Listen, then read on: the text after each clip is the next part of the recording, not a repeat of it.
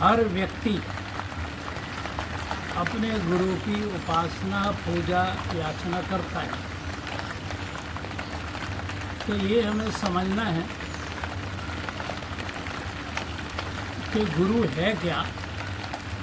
और बंदूक से निकली गोली और महात्मा के मुँह से निकली बोली कहीं दोबारा नहीं लौटती, इसलिए नज़र को बराबर अटेंशन में रखिए। आँखें जब व्यक्ति बंद करता तो कहीं और होता। ये प्रवचन में पहले हम कह चुके हैं। आज हमारा सब्जेक्ट है गुरु। एक होता है गुरु और एक होता है सदगुरु। अब आज हम जो सब्जेक्ट पे चर्चा कर रहे हैं गुरु, लेकिन जितना गुरु के नाम पर गुरुडम फैला है वो एक बड़ा खतरनाक स्थिति में आज मानव गुजर रहा है। क्योंकि शास्त्रों के इस श्लोक को लेकर कि गुरु ब्रह्मा, गुरु विष्णु, गुरु महेश्वरा और गुरु साक्षात परमेश्वरा, इतना बड़ा झूठ लोगों के सामने रखा गया कि गुरु को बोला कि गुरु ब्रह्मा है, विष्णु है, महेश है और साक्षात परमेश्वर है। जबकि परमेश्वर का लक्षण है कि वो अजर है, अमर है, अविनाशी है, अछेद है, अभेद है, मरता नहीं, सड़ता नहीं, गलता नहीं, भीतर है, बाहर है, ऊपर है, नीचे है, जर्रे जर्रे में है और कण कण में है। इसलिए बोलते अखंड मंडलाकारम व्याप्तम येन चराचरम। जो चीज पूरे ब्रह्मांड में समाया हुआ है उस व्यक्ति को बोलते हैं कि गुरु परमात्मा आ गया।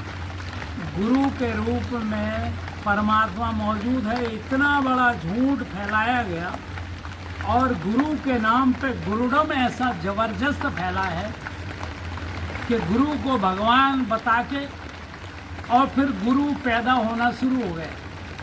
गुरुओं की इतनी बाढ़ आ गई कि जो देखो वही गुरु, जहाँ देखो वही गुरु। और ऐसे ऐसे गुरु जो फिर जैसे हमने पहले भी चर्चा की है, फिर शिष्य बनाना शुरू करते हैं। फिर संसार में गुरुडम के नाम पर, गुरु के नाम पर ये उदाहरण देके कि गुरु तो भगवान होता है, इसलिए शब्द का जितना तोड़ा मड़ोड़ा गया और दुरुपयोग किया, ऐसा आज तक कभी नहीं हुआ। तो गुरु को ऐसा ही बताया गया कि गुरु भगवान है और उसके नाम पर शोषण किया गया। जबकि गुरु का वास्तव में अर्थ क्या है? गुरु का अर्थ होता गु और रू, दो वर्ड हैं। कहते हैं जो अंधकार से प्रकाश की ओर निकल जाए, निकाल के ले जाए, वही गुरु है। तो कहने का तात्पर्य है कि गुरु को फिर हम कैसे समझें कि गुरु होता है और सदगुरु होता है। गुरु तो कोई भी हो सकते, माता गुरु हो सकती, पिता गुरु हो सकते, भाई भी गुरु हो सकता है, और जो अध्यापक हैं जो हमें जो सब्जेक्ट को पढ़ाते हैं वो गुरु हो सकते हैं। लेकिन वास्तव में सदगुरु की डेफिनेशन क्या है, परिभाषा क्या है, समझना जरूरी है। लेकिन आज हमारे सामने एक प्रश्न है कि लाखों की संख्या में गुरु मौजूद हैं, हम किसको गुरु मान लें? जो देखो वही अपने आप को गुरु साबित करने की कोशिश करता है और गुरु बना के फिर एक और बीमारी पैदा करता है। गुरु एक आपको मंत्र पकड़ा देगा, कोई बोलेगा राम का मंत्र पढ़ो, कोई बोलेगा कृष्ण का करो, कोई बोलेगा ओम नमः शिवाय। ऐसे तरह तरह के व्यक्तियों को पढ़ा कर कंफ्यूज कर देता है और फिर बोलेगा कि भाई तुलसी की माला से जपो, चंदन की माला से जपो। जब के लोग पागल हो गए इतना बार। फिर किसी ने बोला ऐसा नहीं, गुरु ने बोला लिखना शुरू करो, तो लोग किताबों में राम राम लिखना चाहिए। एक व्यक्ति के घर में देखा, उसने पूरे घर में राम राम लिख के भर रखा, तो वो समझता है कि मैंने राम को कर लिया। ऐसे ही लोग बूढ़े हो गए, परेशान हो चुके हैं और गुरुओं के चक्कर में गुरु छोड़ना नहीं चाहता। क्योंकि मैंने पहले भी बोला, जो उसकी जनता होती है, पब्लिक होती है, उसको भेड़े समझता है कि बेवकूफ़ कैसे बनाया जा सकता है। तो हमने बताया था लोभ, व्यक्ति को लोभ ही, जब गुरु लालच देता है, ये जाप करोगे, बजरंगबली की पूजा करो तो ये हो जाएगा, इनका नाम लो तो ये हो जाएगा, ये हो जाएगा, और उसको कहीं ना कहीं लगा देता है।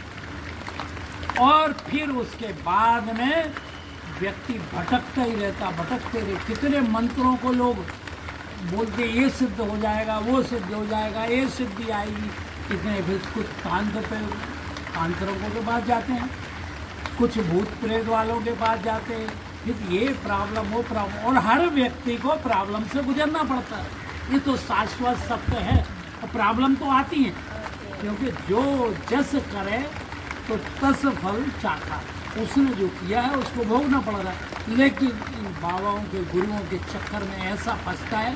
अच्छा, एक नहीं, जितने चाहे कथावाचक हों, चाहे प्रवचन करने वाले हो, सब इनका एक ही धंधा है। अच्छा, एक दूसरे की कभी बुराई नहीं करेंगे, क्योंकि सबकी दुकानें चल ही रही हैं, तो क्यों हम बोलें तुम भी वही कर रहे हो और मैं भी वही कर रहा हूँ, तो फिर उसको ज़रूरत नहीं पड़ती कि किसी को वो कहीं भी डिस्टर्ब करे।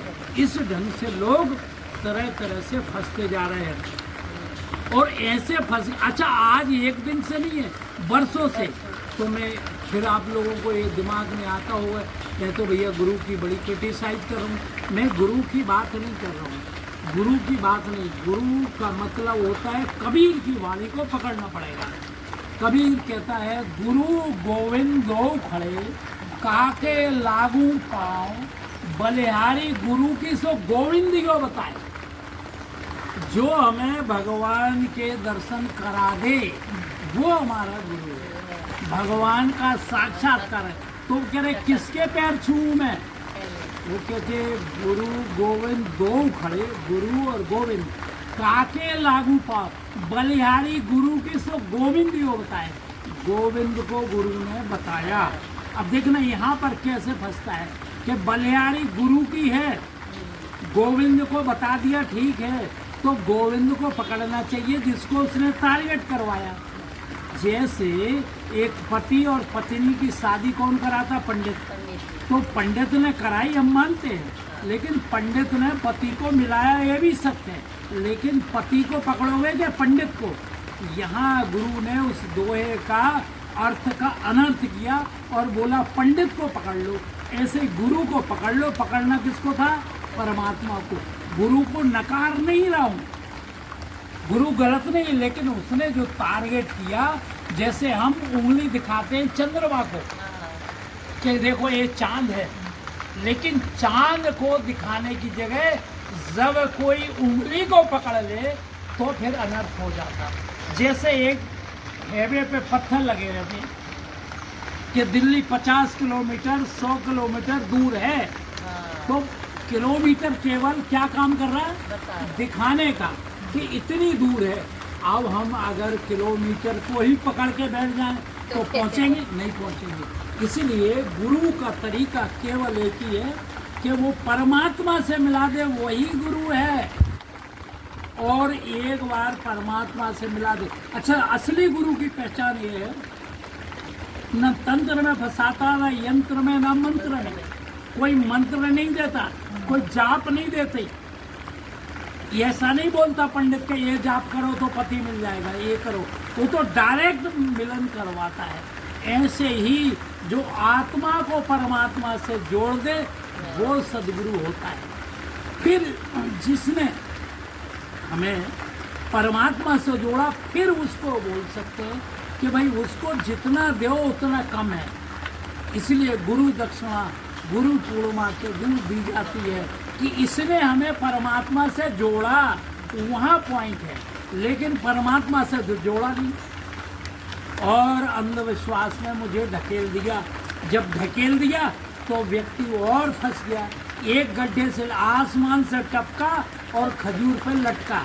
ऐसे कहीं न कहीं लोग लटकाते हैं, ये पूजा करो तो ये हो जाएगा, ये उपवास करो, ये व्रत करो, ये करो, ऐसे उलझा के रखते हैं। अच्छा, इसमें फ़ायदा नहीं हुआ तो इसमें करो, फिर बजरंगबली से नहीं हुआ तो फिर शिव जी को पकड़ो, फिर काली को पकड़ो, फिर महाकाली को पकड़ो, फिर दुर्गा को, देवी को, पता नहीं कहाँ कहाँ अटका जाती। लेकिन हमने पिछले प्रवचन में ये बात कही थी कि एक साधें सब सदें और सब साधें सब जाएं, इसलिए एक को जानो, एक को मानो और एक हो जाओ। जो सद्गुरु तुम्हें ईश्वर से जोड़ दे, परमात्मा से जोड़ दे, वो हमारा गुरु है। तो ऐसे गुरुओं की जब तक हम शरण में नहीं जाएंगे, कसौटी केवल एक ही, वो तुम्हें कहीं भटकाएगा नहीं, अंधविश्वास में गुरु नहीं डालेगा, वो तो तुम्हें कहाँ जोड़ेगा, ईश्वर से, कि परमात्मा से जोड़ो। और ज़्यादा कुछ झगड़े की बात नहीं करेगा, ये करो वो करो, अरे ये कब तक करते रहोगे, करते करे लोग बूढ़े हो गए। लेकिन जब दोहे में कहा गया कि राम नाम सब कोई कहे, दशरथ कहे न कोई, और जो एक बार दशरथ कहे तो यज्ञ कोटि फल होए। हम बरसों से राम राम जप रहे, कृष्ण जप रहे हैं, ये जप रहे हो, अरे जपने का कुछ सेंस हुआ कि तोता रटंती करते रहोगे? जैसे वो भिखारी स्टेशन के बाहर रोड पे बैठा है, राम राम राम राम कर रहा है, क्या कोई अल्लाह अल्लाह चिल्ला रहा है, तो उस चिल्लाने का लक्ष्य राम से लेना देना नहीं है। लक्ष्य क्या है उसका, कि कोई पैसा डाल जाए। और हमारा भी जब राम नाम जपते हो, क्या करते हो कि मेरी दुकान खुल जाए, मेरा मकान हो जाए, मेरी लड़की की शादी हो जाए, लड़के की नौकरी लग जाए, ये चक्कर, इस बीमारी में तुम जाप कर रहे हो। तुम्हें परमात्मा से, राम से कुछ लेना देना नहीं है। इसीलिए राम से जुड़ने के लिए जब सद्गुरु मिल जाए तो फिर हमें अपना तन मन धन कैसे लुटाना चाहिए, कि जब हम कि आज लुटा दे सर्वस्व अपना, मान ले कहना मेरा, और पल में मिट जाएगा जन्म जन्म का फेरा। जब तुम्हारा जन्म जन्म का चक्कर छुड़ा दिया जाए, वो है सद्गुरु, उसकी शरण चरण में जाना चाहिए। लेकिन वहीं तक रास्ता देखो, जैसे मैंने पहले प्रवचनों में कहा, सीढ़ी छत पे चढ़ने की है, नाव नदी पारने की है, नाव से नदी को पार करो, चलता है, लेकिन पार होने के बाद उस नाव को कंधे पे ढोने की जरूरत नहीं है। गुरु तुम्हें रास्ता बता दिया, पार लगा दिया, बस बात खत्म। ईश्वर से जुड़ जाना ही सद्गुरु का पाना है। इसलिए सद्गुरु जब मिल जाता है तो समझ लो परमात्मा भी मिल गया, क्योंकि दोनों एक ही सिक्के के दो पहलू हैं। ये कब, जो परमात्मा से मिला दे। तो आज हमने थोड़ी सी चर्चा गुरु पूर्णिमा के अवसर पर की, क्योंकि गुरु का नियम भी यही है। उपनिषद में मंत्र है, ओम पूर्णमिदा पूर्णात् पूर्णमुदच्यते पूर्णस्य पूर्णमादाय पूर्णमादाय पूर्णमेवावशिष्यते। कहते हैं गुरु ऐसे परमात्मा से मिलाता है जो पूरा पूर्ण है। पूर्ण की परिभाषा क्या है, कि जो व्यक्ति पूरा संसार पूर्ण में चला जाए फिर भी बढ़ता नहीं, और पूरा का पूरा परमात्मा से निकाल दो तो भी घटता नहीं, ज्यों का त्यों रहता है, ना वो घटता है, ना बढ़ता है, ना टूटता है, ना फूटता है। क्योंकि गुरु और परमात्मा में भेद वही जब होता है जब गुरु परमात्मा से जोड़ दिया, तो फिर वो परमात्मा से गुरु जो है उसकी खूबी यही है कि अपने से अलग करता है। कहता देखो ये है परमात्मा जो कण कण में बसा हुआ शंकर और रोम रोम में बसा हुआ राम, इसको याद करो। और इसको याद करने के बाद जब हम शरीर छोड़ते हैं तो आत्मा इसी परमात्मा के साथ मिल जाती है, जैसे बूंद सागर में मिल जाती है। लेकिन सागर की पहचान कराने वाला गुरु चाहिए, जिससे फिर बार बार जन्म मरण का चक्कर छूट सके। इसलिए ऐसे गुरुओं की सेवा, ऐसे गुरुओं की पूजा करते। लेकिन गुरु केवल इशारा ही करता है और परमात्मा को ढूंढने की ज़रूरत नहीं है, क्योंकि वो तो हमारे अंग संग में है, चारों ओर है, भीतर बाहर है। केवल इशारा करना, जैसे अक्सर मैं अपने प्रवचनों में कहा करता हूँ, जैसे मेरा नाम ईश्वरानंद है और भी हजारों लोग बैठे हुए हैं। कोई बोले भाई ईश्वरानंद किधर है, कितनी देर लगेगी, तो बोलोगे ये तो बैठे हैं, एक क्षण लगता है। ऐसे ईश्वर को हमारे भीतर बाहर कण में इशारे की जरूरत है। जो इशारा कर दे वही हमारा गुरु है। मुझे वही पूछना था कि बहुत तो किताबों में ना राम राम राम करके भरते ही रहते हैं, सुबह दोपहर शाम उनको बोला जाता है, इसकी बार इसको इसकी बार, और फिर वो बुक दे दो, वापस से नई बुक, फिर वही वही वही। उसका अर्थ क्या है, उसे क्या मैंने प्राप्ति आपको होती है? बताया अभी उसके पहले कि एक व्यक्ति ने इतनी बार राम राम लिखा कि पूरा रूम भर गया। और जब भर भर के वो रद्दी, उससे तो अच्छा वो कोई स्कूल के बच्चों को दे देता, लाखों किताबें भर डाली तो बच्चों का भला होता। उन लिखने से क्या हुआ, स्याही भी खराब की, पेन भी खराब किया और बुक भी खराब की। अगर लिखने से परमात्मा मिल जाता तो फिर हर व्यक्ति लिखने में क्या दिक्कत है। इतना सस्ता नहीं है परमात्मा कि तुम्हारे लिखने से मिल जाए, वो तो जानने से मिलेगा। और जब तक कोई ना पहचान करा दे, ये तो रटना हो गया, चल मुँह से बड़बड़ करो, मुँह से तोता रटन करो, जैसे मिट्ठू बोलता है राम राम, ऐसे तुम भी लिख भी रहे हो बोल भी रहे हो, तो ये बोलने से कुछ नहीं हुआ। क्योंकि हमने मन की चर्चा की थी कि लिख तो रहे हो, मन तो कहीं इधर उधर घूम रहा है, और मन घूम रहा तो लिखने का कोई मनता नहीं है, कोई बात बनती। लिखते रहो, क्योंकि मन तो चारों ओर भटक रहा है। फिर वो जब बोलते ना मन में राम बगल में छुरी, तो आदमी कहीं का कहीं माइंड घुमा रहा है, तो लिखने का क्या फायदा। यहाँ तो मन की बात है ना, इसलिए हमने वो दुआ बोला था कि राम नाम सब कोई कहे, दशरथ कहे ना कोई। और एक बार दशरथ कहे तो यज्ञ कोटि, मतलब चारों दिशाओं में परमात्मा को जानकर एक बार भी नाम काफ़ी है। बार बार पुकारने से जी नहीं। अरे हम आम आदमी को अगर पुकारते एक बार तो वो सुन लेता। तो इसलिए कबीर को फिर कहना पड़ा। कबीर भी बड़ा विचित्र था कि कंकड़ पत्थर जोड़ के मस्जिद लई बनाए, तापे मुल्ला चढ़े, क्या बहरा हुआ खुदाए।